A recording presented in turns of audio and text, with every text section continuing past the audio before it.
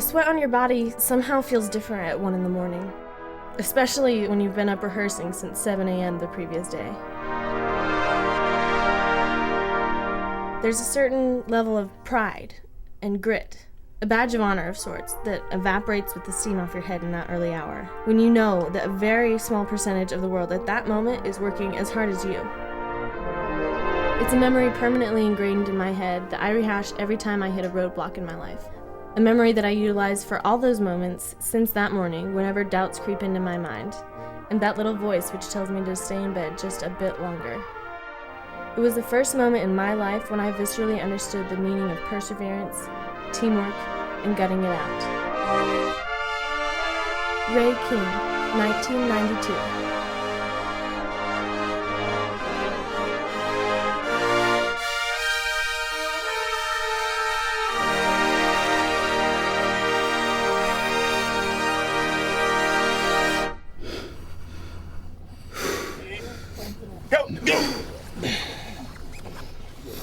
Engage those abs. Nice straight back. I was thinking about not engaging the abs. Hi, Mom. This is what I do every day. Ready, go! In 2008, before the summer, I kept up with the YEA newsletter with the cadets, and then I got an email one day saying that they were looking for, a voice actor. Push-ups. You're listening to Life on America on NPR, and my name is Stephen Lupica. This week, our radio program looks at happiness. The idea is everywhere. Before I knew it, I was talking with George Hopkins and did an interview, did a voice test with him, and before I knew it, I was flying out to Johnstown, Pennsylvania for the spring training.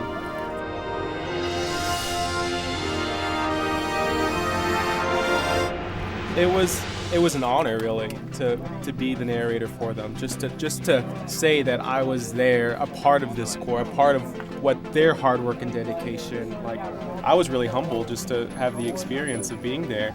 I'm just thinking to myself, wow, I couldn't think of a better way to spend that summer. They got me a baritone. If I ever had any off time, which wasn't very often, then I would be practicing in the gym somewhere. And then just, before I knew it, I was just thinking to myself, wow, I want to do this. I want to try for the baritone line and be a part of the horn line.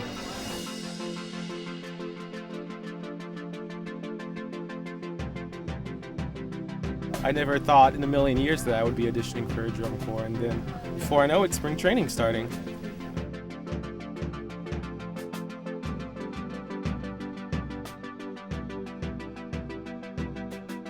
I'm not very familiar with the marching technique.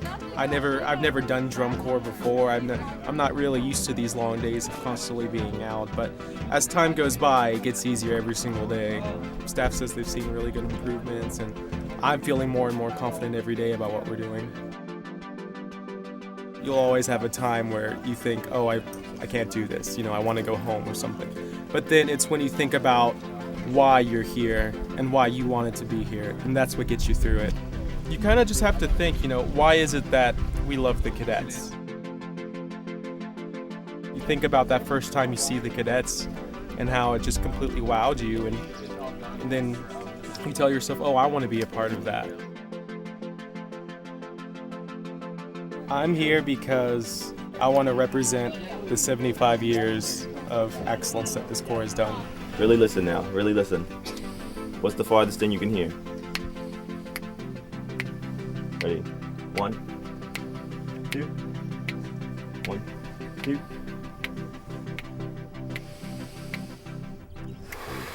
Lock your shoulders. Deep breath. Full breath. Slow out. It's the farthest thing you can hear. How focused can you be today? Think about everything you need to do today to be successful.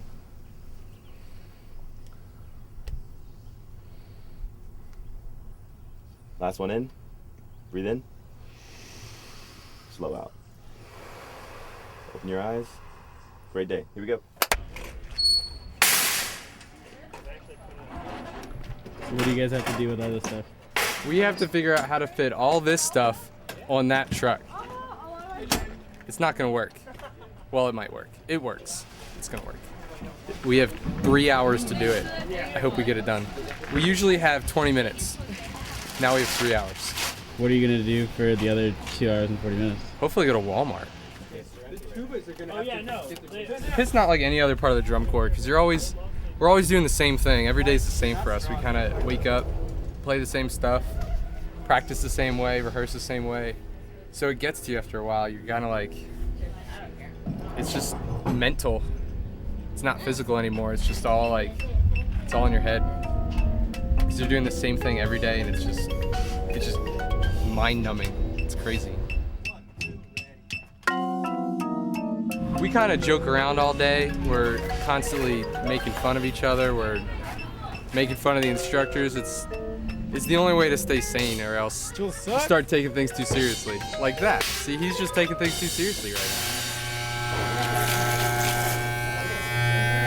We're getting a uniform on Friday, and here at the Cadets, we need to have our hair off our ears in military style in order to present the true persona of the Cadets, which is professional, and it's good looking, it's handsome is what it is.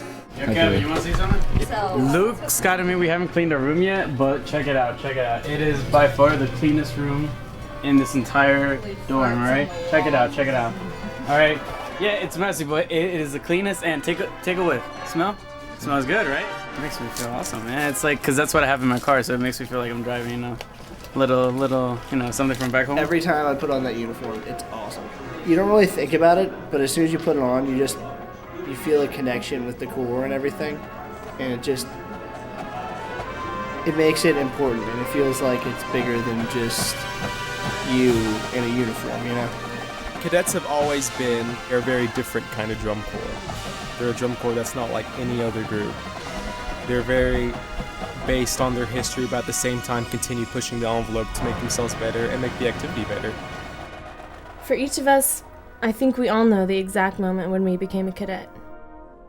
It's rarely the first time you put on that uniform, nor is it winning a show or even a championship. It's more often the case in some backwoods high school stadium when the ideals, traditions, and all those ghosts of the cadets finally come crashing down and rock you to the core. I think that every cadet throughout the ages is familiar with the again mantra of our rehearsal technique. Every member of the Corps, including the staff, recognized the tipping point of that season. We finally got it. We were on fire, we all knew it, and it burned all the way to the end.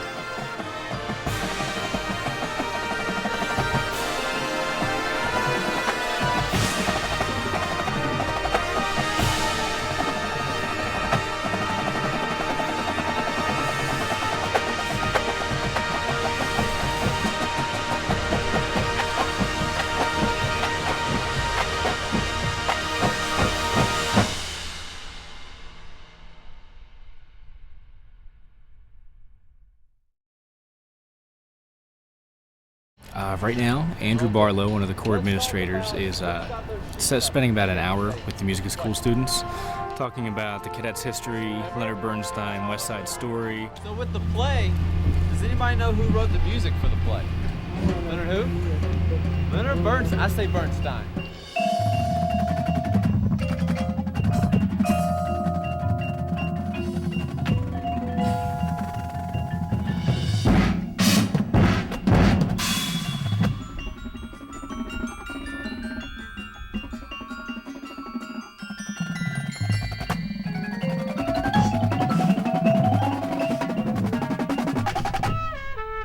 We started out just pretty clear that we were going to do Bernstein. We've done his work 11 of the 20 or the 30 years I've been here, I guess. And the Cadets have done things from West Side Story prior to that even.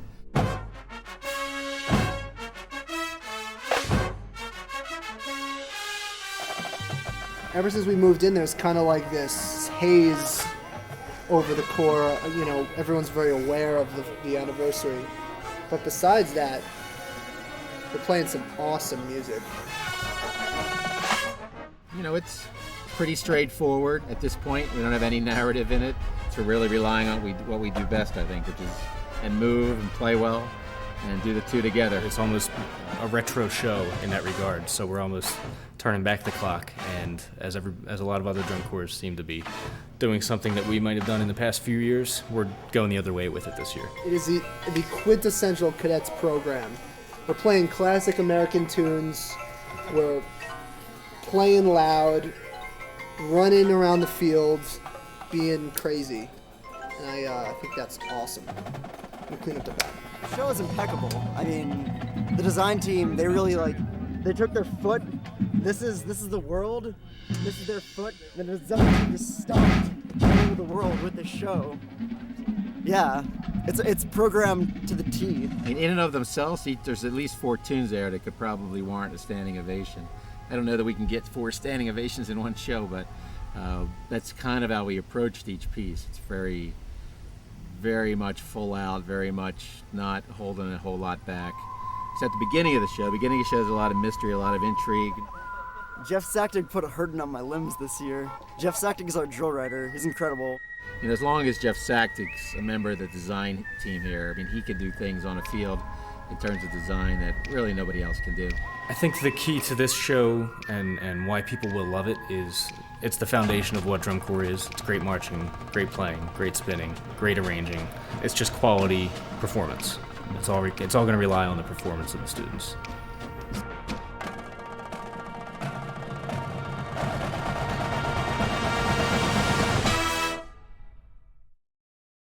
We're getting ready to do our little recording session here. It's going to be awesome, right? I love recording at, what is it, like 9 o'clock in the morning? I'm kind of excited to stand around for a while, not have to march. It's going to be great. Of course, it's going to sound amazing. All of our show music, of course, everything from the 2009 Holy Name Cadets. Thank you all for the support and everything, and hope you enjoy, buy a CD, and I hope you enjoy how it sounds.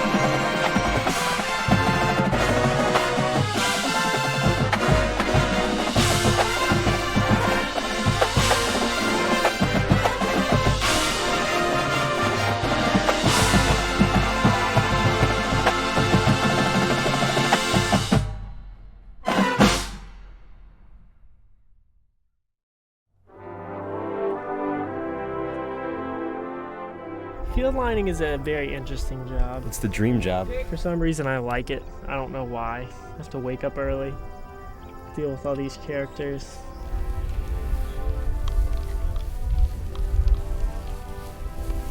We got an hour and a half to wake up, and we're out here making the field.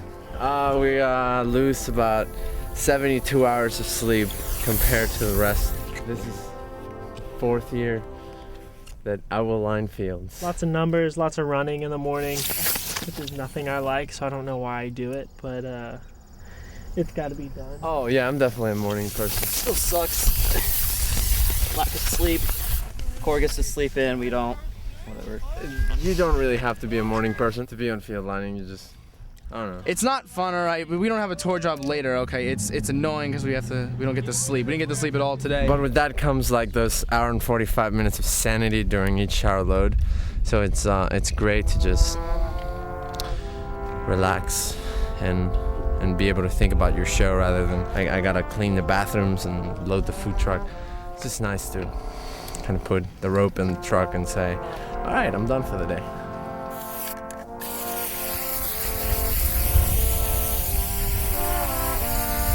We're the rope crew, everyone over here. What we do is we take what the skeleton gives us and we basically rope the field. We get the lines done and we get all the ticks done.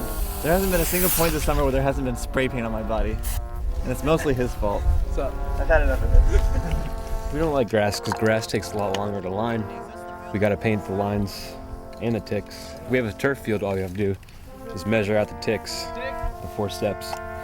So fields take about half an hour, I'd say, to line both fields. See, I like grass. When grass is really, really short, it's nice because it gives you a little more grip than turf. Well, when you wake up at 6 or 7 in the morning, it's usually wet. Wet grass is the worst. You don't want to wear long pants or shoes because you'll get all wet. And that's why I don't like grass.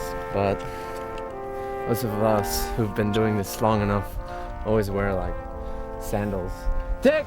I don't think anything's unmarchable. I'm sure like lava's unmarchable, but no, nothing's unmarchable. Why is grass green? I think it has something to do with the birds. We all like each other, but there's a little bit of friction every once in a while. the skeleton crew gets up 15 minutes before the rope crew and we still come outside and we're still waiting for them to finish. They're the slowest skeleton crew I've ever seen, ever. The rope crew is grumbling like they usually do. Those guys over there. Those are the guys that have to just, spray a line. I don't have to do anything exciting, so they get really frustrated. So they just stand there and moan at us. So basically we have to wait for them so that we can start. When they take forever, it takes us forever. So as you can see, look, there's still look, oh, yeah. That's the skeleton crew right there. Moving very slowly. Hey, Shao, what are you doing? We're trying to get ready to rope it, and he's just standing there. But there's a reason they're over there heckling and not actually, doing this. Because they don't know what to do. What he said. We're trying to perfect this field. It has to be perfect. Field lining makes the core better. We have to make it right.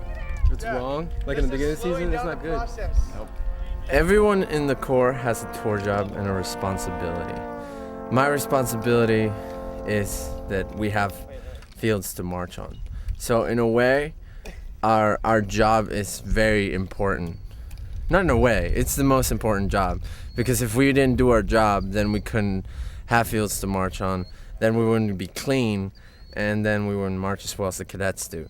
So I think we have the most important, most stressful, and most you name it job. Yesterday we didn't get ticks down at Giant Stadium.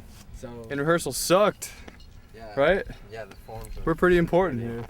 But there's jobs like field cleaning and shower cleaning and food truck loading and food truck unloading and then truck loading, and they all just do different things. And I'd rather be on food truck loading right now. He'd rather be on food truck. He's not a morning person. I mean, everyone has a really important job in the Corps, but I think we have the most crucial job, because without us, we couldn't rehearse. So that's Baby Pouncy right there. He's a morning person. He wakes up every day.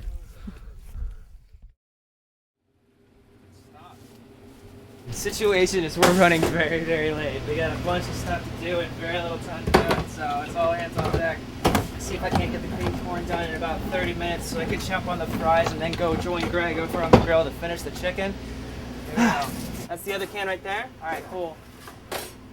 Okay, this is cooking drum corps style, banquet style, okay? So I'll be, you know, that Dinner Impossible show, this is pretty close right now. Alright, tonight's meal is this very special meal because we decided to go all out. Having 3 different types of proteins. We have salmon to cook, we have chicken to cook, we have steak to cook, and we're gonna do it all. We're actually cooking the steak on the grill, spice of choice, finishing it on the grill. Can't go wrong with seasoned salt. We're gonna slice the steak, put it on nice, and outside we got some people slicing some baguettes. And right before the steak goes in the baguette, it's gonna be dipped in some garlic butter. And it's gonna be so beautiful. On top of that, you know, we're doing all of this in an hour and a half. My name is Gregory Pitch, and I marched in the Cadets in 1964 to 1972 and have been with the Corps really almost since 1982. I've been cooking for about the last 20 years. The kids work real hard, so we try and work a little extra hard to make the meals a lot better. And tonight we figure we'd end with a bang, and we're going to cook the kids steak and garlic French fries. This smells good, doesn't it? Jesus. Can you smell it? Some vegetables and some chicken, so it's going to be like an all-you-could-eat beefsteak tonight. You know, we need to cook for 200 people in the morning, and then do a snack and lunch and a snack and then dinner, and then a snack at the end of the day. So cooking out of a tractor trailer takes a long time. Okay, let's go. I've got Matt helping out. He's going to Culinary Institute in New York, so he's giving us all these special little tricks and things to do to make the food even that much better. Then after the grilling, all this needs to be sliced, gravy needs to be made, toast points need to be cut, and hopefully we'll be ready about 9:30, 15 minutes before we have to go, and we'll have a wonderful meal tonight. Some of the things can happen, and anything can happen really. The food slicer we have on our food truck doesn't cut too well, so if in fact it's not cutting tonight, we may get stuck and have to do this by hand, which would be kind of hard to cut 120 pounds of steak by hand to pull this off. With good planning, we haven't had any hiccups just yet. I would say tonight, the only thing that can go wrong is me overcooking this meat, so it's not tender enough and juicy enough to be the best meal that the kids are gonna have. How long would you normally have if I was paying you $35 for this meal? If you were paying me $35 for this meal, one, you'd be getting a hell of a bargain. Most of this would already be done. My chicken's seasoned, ready to go. The steak would have already been cooked hours ago. And all you had to do was you had your hot butter dip. This would have been done this morning by a prep crew. We're doing all of this in a matter of 2 hours. We got a lot on our plate, but I think we're gonna pull through just fine. These kids are gonna have one heck of a meal. Oh, there it is. What's that smell? All right, so the time is now 8:46. The kids eat in 1 hour. The members of the Corps eat in 1 hour. And we got the corn still working. We got to get that done. If you come outside with me real quick and just look over here, you see that our wonderful team of bread cutters is working hard on all those loaves of bread.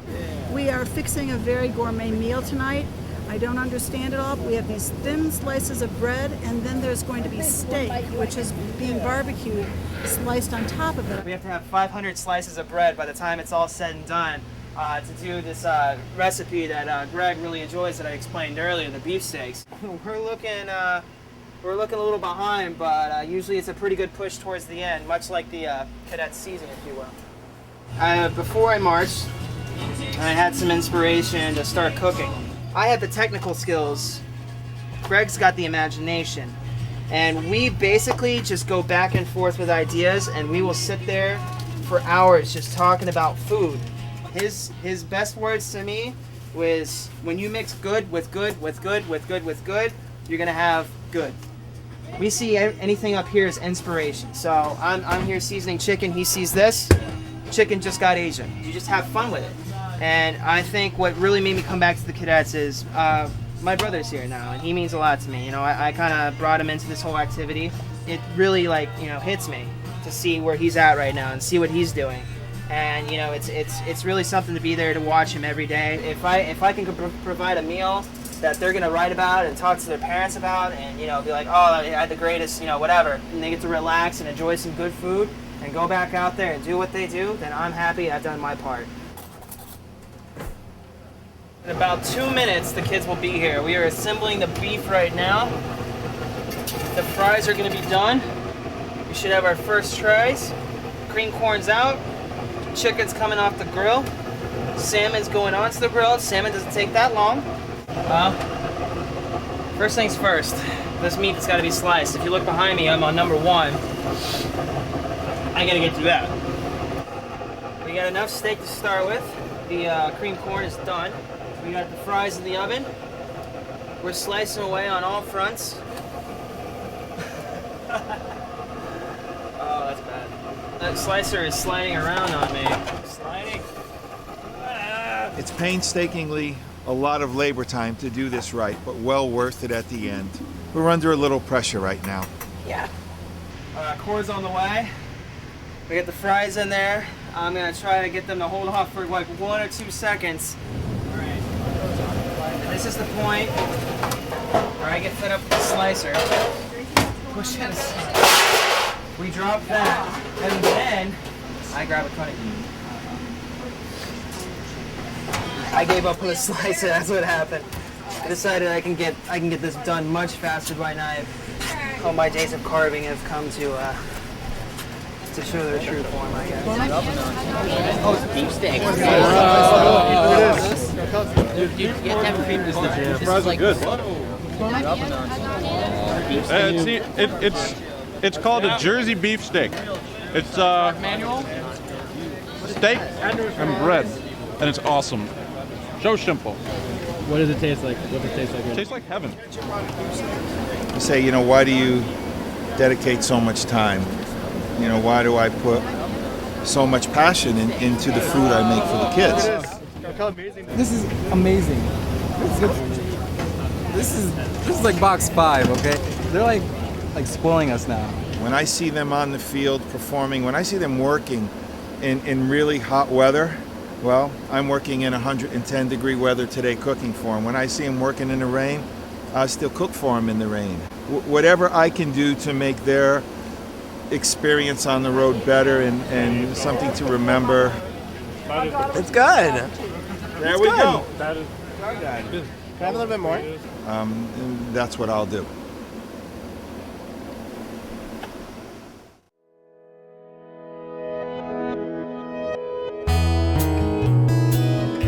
When I first joined Drum Corps, I was 11 years old, back in New Orleans in 1949.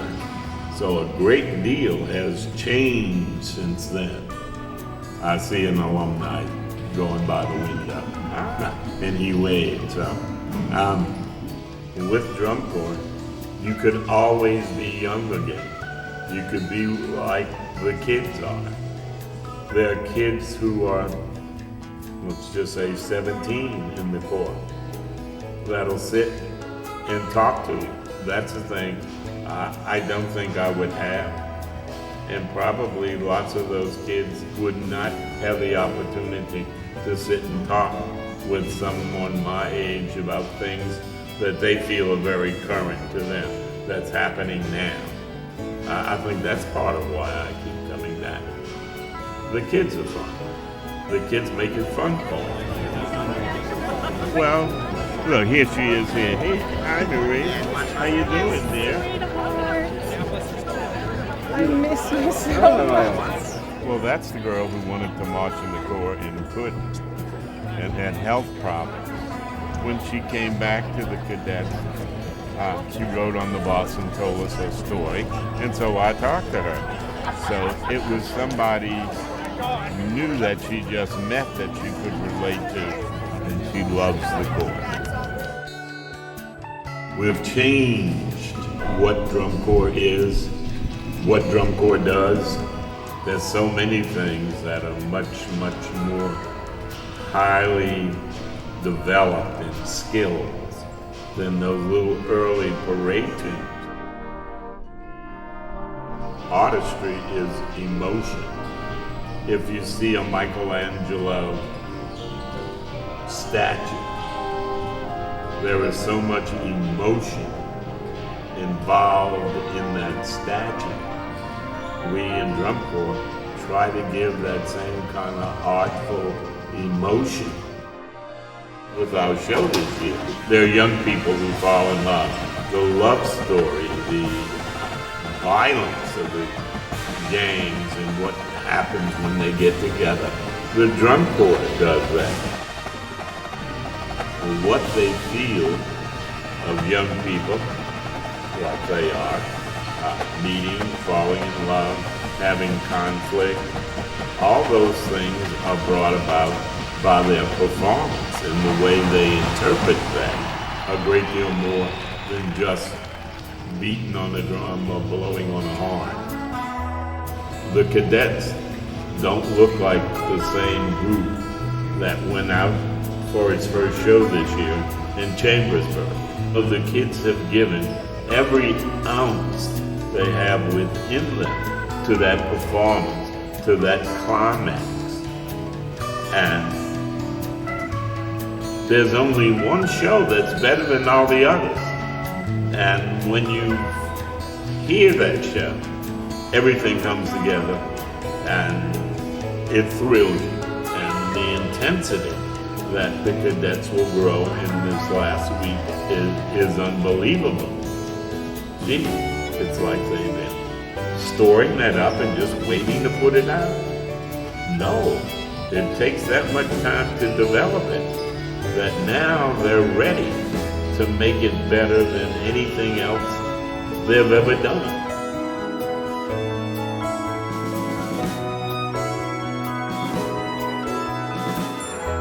Putting your heart and soul into something adds to the fun of doing it all the time and wanting to be there and doing it again.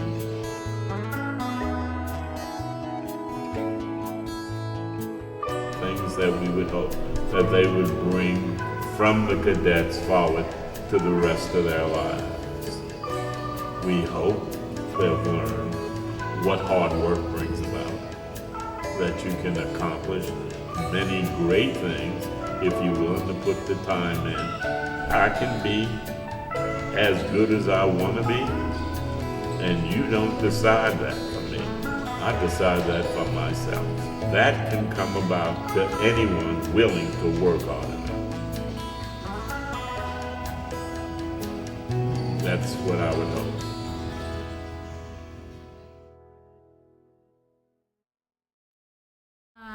My name is And if I move, it messes you up. It's been such a long day. I'm Julie Bierschenk. So she's what we call a super vet. This is my 4th year. Sometimes when I'm having myself, as we say, it's good to see that Julie's on her game. What's up, Jules? It's good to have a middle. Oh, you're interviewing. Sorry. My mom comes today. I'm so excited. She's volunteering. / she's just coming to like make food and listen to West Side Story all summer.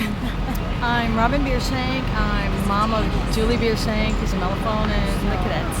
I'm technically the 4th generation of my family to march drum corps. So I've kind of always known that it's kind of always been a huge part of my life. My mom would go to drum corps shows and has like tapes and record it. She would like sneak in her tape recorder, like giant tape recorder into drum corps shows. I would sit there and smuggle it in. There was a period in my life where I really hated going to shows. We drug her to every show. We had wonderful seats to finals in New York. We even went to like championships in Madison, and I still didn't like it. She might have been 8 or 9. She saw the Cadets, and there was just something really special about their look, the straight legs, the clean, crisp look. You know, as I started getting really into it, and I went to a lot of clinics in '03, and we went to a lot of shows, and then I was like, I really want to do this now.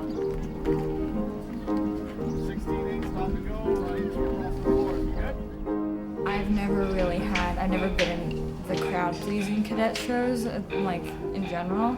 So, especially with music that everybody knows, I'm just so excited to see how the audience reacts to just West Side Story, marching and playing well. It was unbelievable to me to think that my daughter was going to get to do that.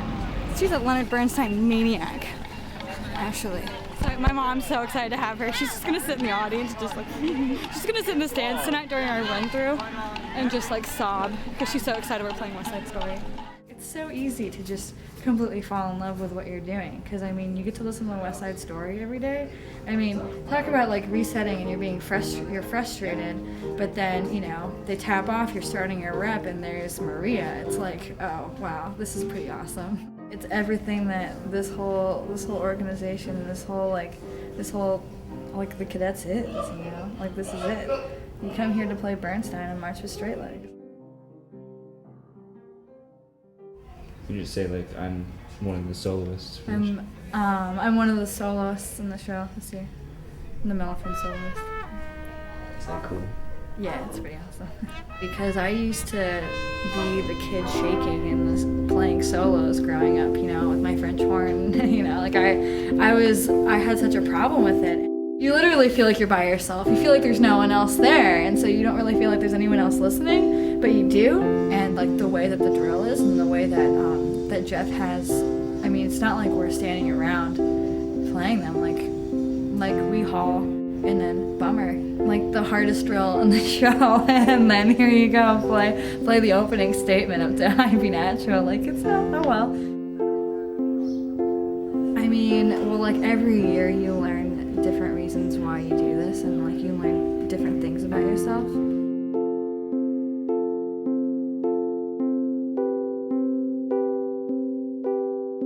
I went into the summer like, what am I possibly gonna learn? I've done this for so long, you know? You somehow learn more about yourself every summer that you do this. You learn to give your very best every time you pick up your horn, every time you pick up your rifle. You learn that it's the very most important performance, even if it's a rehearsal. There are no words for the pride that I have in her. So, Julie, I'm so grateful that you take your talents and you channel them and you focus and you do everything that you can to be the best you can. No other place where you can learn how to like persevere and work and just pour every bit of yourself into what you do for that amount of time and be able to learn how to focus for that amount of time and to do that consistently. I mean, then when you leave here, you don't know how to live your life in any other way.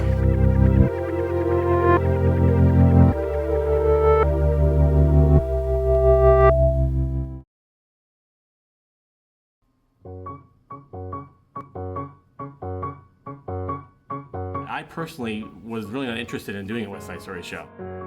I really don't want to be compared to the other years because they were such great years in '84 and '94.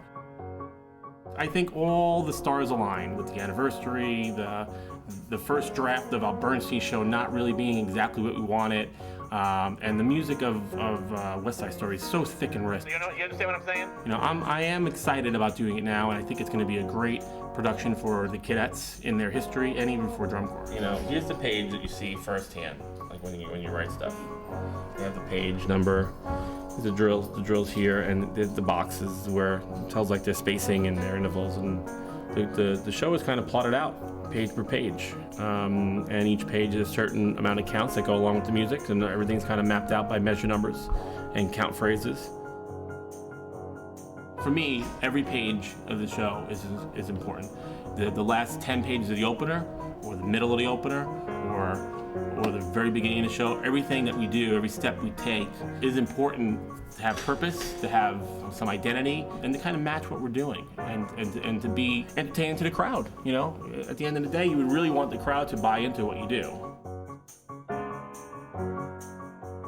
The great thing about this is that once you're all done with the segment, you can actually go back and you can just animate it and you can kind of see how the things all line up, where before you just had to kind of write it by hand to kind of figure out, like, okay, I know how that's going to move, I know how that's going to work. Here you can actually see it.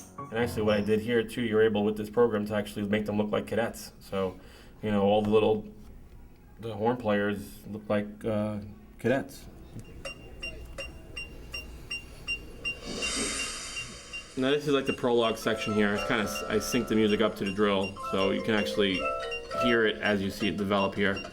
This is where the percussion kind of takes the lead. They come down to the front, and for the next kind of minute, they're kind of the main focus. And what they do kind of is opposed against the horn line and the color guard. At this point, the color guard is split into two identities: a rifle section and a pole section, and all kind of colorized too, to kind of show two different type of sides. You know, poles are orange and rifles are kind of chartreuse green. And the drums continue to go along, and we kind of, the horns kind of add in, they kind of take it over at this point, and we're playing, the rhythms here kind of go back and forth between the horns and the drums. And I guess you could say there's, the two color guard kind of has their roles, one kind of with percussion, one with the core horn line.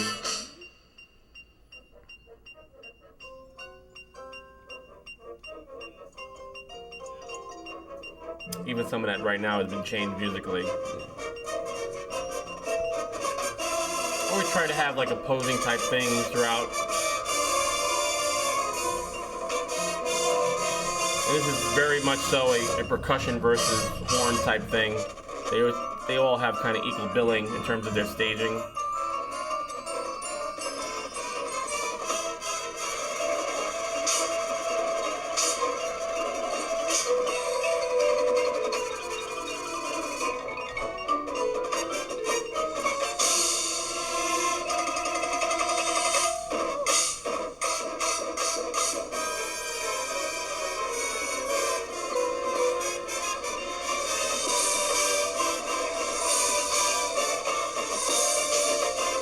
Hopefully someday they'll do it this clean.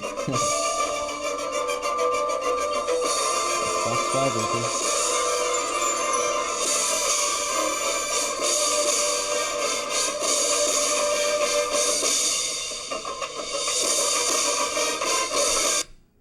So this is a good tool for everyone. Once I actually get done doing stuff, we can actually say, hey, here's what it's gonna look like. We're at a point with this drum corps that they've been consistently in the top end, and you always got to try to strive for, you know, having the best moments of the summer. So every time I sit down, I try to think, is this going to get the fans on their feet? Is this something that we're going to get a standing ovation for? Is this something that the kids, when they get done performing it, they're going to say, wow, this is the coolest thing I've ever done in my life? So all those things stacked up kind of, you know, motivates me in writing the show. I think it's okay to push the level of excitement within a program to the point where you turn around and say to yourself, are you kidding me? It's just ridiculous. Why are you even bothered? People say that too. Why do you do that? Why do you push the kids so hard? Why do you have to go to the point where it's so extreme? I mean, when I marched, I loved it. You know, I wanted to run, you know, move around and, you know, feel the wind of the guy next to me going past me sometimes. So maybe we're just kind of sick. For me, it's finally, you know, standing on top of the press box and seeing what you created come to life. Seeing the work that you kind of put in on the computer and the drill. I mean, it looks great in computer. Everyone's doing it right, you know. But to actually see that energy with people, you know, seeing the legs move and seeing, you know, the aggressiveness from one set to the next, and watching 30 seconds of development happen that, you know, you kind of think is going to work, and it does.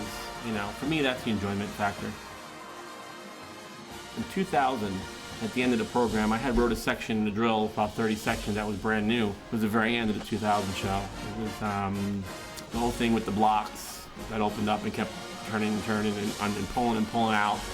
And actually, I never taught it. I actually had to leave. The first time I actually saw it was when the corps performed in uniform. And for me, that was like, I was almost like a fan in the crowd. Even though it was my work, it was the first time you saw it in the uniforms, with the flags and the drums and everybody playing, and the excitement and generation that got. You know, I actually jumped out of the seat myself, and that's not something I do. I'm not clapping and yelling and screaming. You know, I'm more of the person with my hands crossed, watching and saying, "Got to fix that tomorrow." It was just a great experience to actually see that live for the first time, and they were actually pretty good that night. My father had passed away about 3 months ago, and he was a great drum corps fan. He was 80 years old, and he met with his drum corps buddies once a week. That's how much that he was involved with it. So, you know, he's proud of me that I've done this, and I've kind of dedicated the show to him personally. And I've hoped that I've done great work to make him proud of me. So that's a little extra personal thing for me that I've kind of given to the cadets, a part of my heart that belongs to my dad. I started in 80 and I marched all the way up until 87. And then 88, I wanted to teach, and at first, they didn't hire me. How do you leave your flag when you turn? So they hired me as a bass drum tech to do marching. And then one of the guard instructors had to leave, so I filled in that day, and George said, let's keep her there and see what happens. Stop. Enrique, who you tossing So I to? started teaching in 88, and then in 89 I took over, and here we are.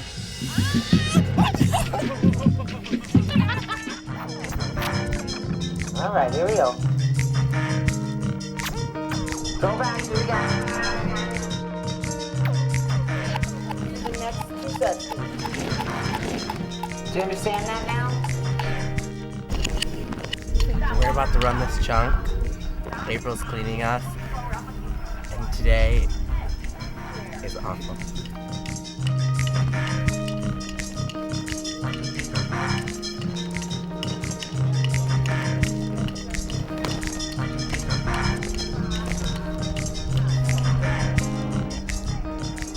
Wow, well, you give yourselves a round of applause. You hit all your dots. I used to think that all you had to do was scream and it got better, but I realized I was screaming because I didn't know the right answer to give them to fix it. So it's all about motivation and working with each other. And sometimes you gotta run out there and jump on them, and sometimes it's okay to let them scream because they're frustrated, but as long as you work together, it'll be okay. It can never be them versus me. It's an individual job and you have to count on each other. And it's a lot of fun though, like the bonding experience with the team. Love it. So 1, 2, 3, and 4, and 5, and straight, second angle. Does that make sense? I heard one person. All right, here we go. She pushes us hard.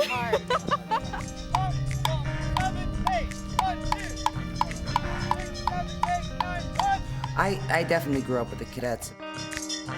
I lived in Garfield, and I lived around the corner from the court office. So we started watching drum corps, and I fell in love with it, and basically that's it. Keep your head up and watch. Shake your jaw, please. You're too far behind. And again.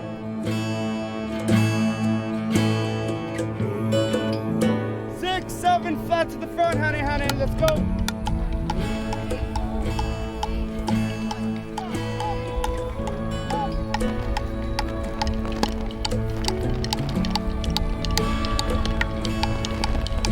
It takes a strong person. You have to have the will to want. You know, I remember when kids would come and audition for the Guard, I didn't care what you knew. I cared what you were capable of doing. You know, and those are the ones, if you can work hard and you were willing to try, then we take you. You know, you don't have to be a rock star to get in here. You're gonna catch that on 5, then you're gonna turn to the front on 6, to the back on 7, and then up on 8. Make sense? What the experience gives you as a member is to become a better person. And as a teacher, you get to learn from the members what you were taught. So it's an ongoing process.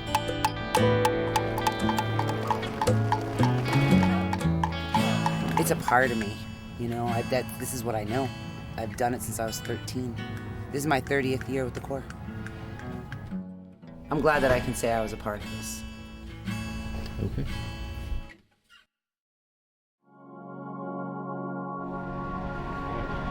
Hey, my name's Tim Seppi. I'm in the Cadets tenor line 2009, also known as the QB, and I'm about to play Eye to the End of Prologue.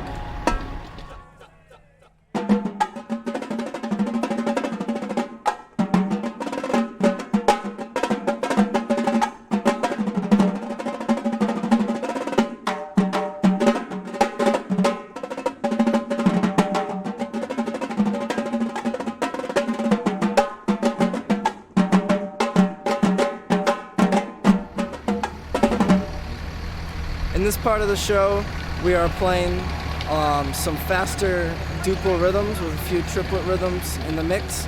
200 beats per minute, so we're running pretty fast in this part of the show.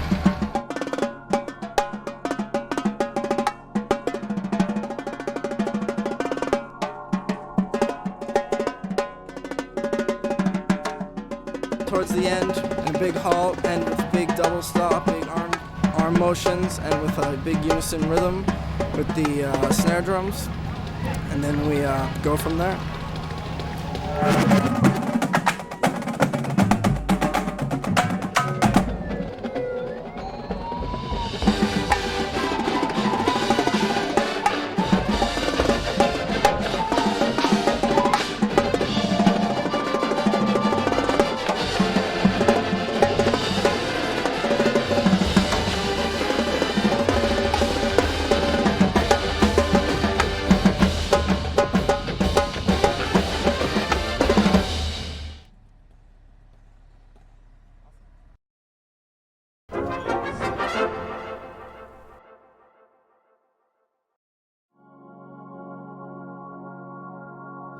Hi, I'm Nick Fazzoco. I play bass too. We are about to play C to H17 in prologue as a bass line, and we'll see how it goes. Here we go.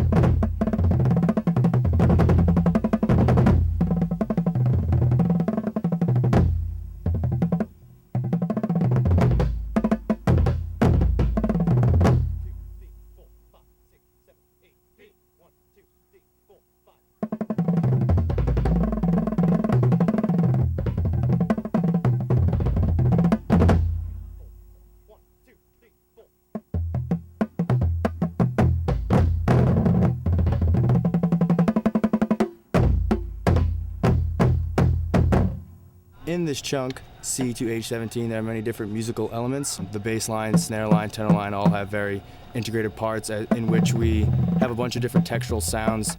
And you'll notice that we have different techniques, such as you'll see eighth notes with us prepping in different ways to get different sounds, maybe playing it halfway as opposed to the center. Many different heights, also different rhythmic variations. So you'll see that throughout this entire section.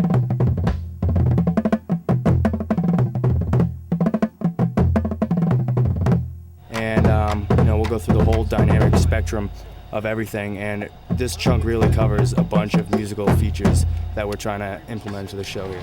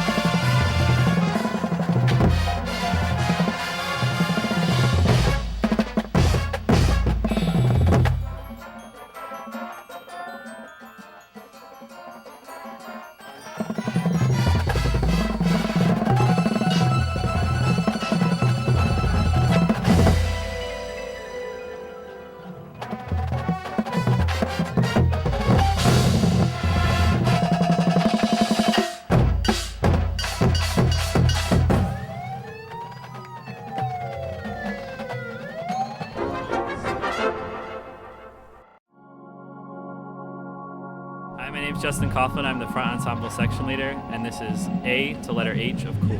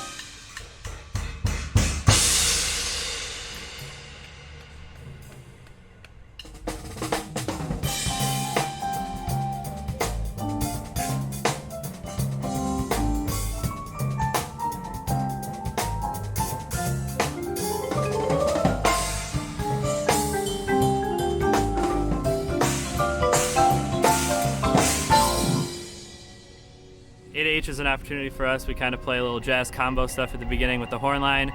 From there we play a little bit of jazz piano kind of stuff that's a little pit solo. All throughout, our mallet cat is playing a bass sound, which makes it sound like there's an actual bass player in the pit. The synthesizer plays a lot of piano sound, which makes it sound like there's a jazz pianist sitting in the ensemble with us. And we also use a little sampler which has all of the snaps and the little quotes from Cool in it.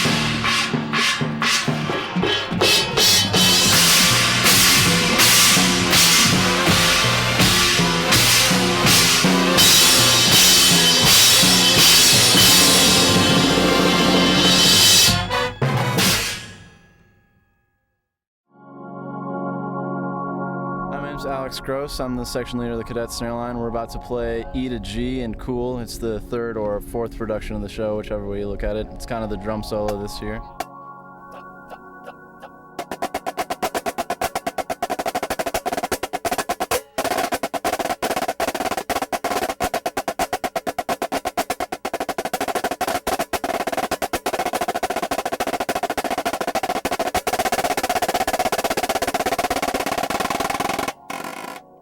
Well, it starts off, it's mainly triplet based. There's a lot of flam rudiments and some single fivelets. There's some paradiddle fivelets at the end there where we halt our feet. And at the very end of it, there's a really long decrescendoed roll that the snares play by themselves. It's a triplet roll that decrescendos for 2 bars and turns into a 16th note roll out at the edge.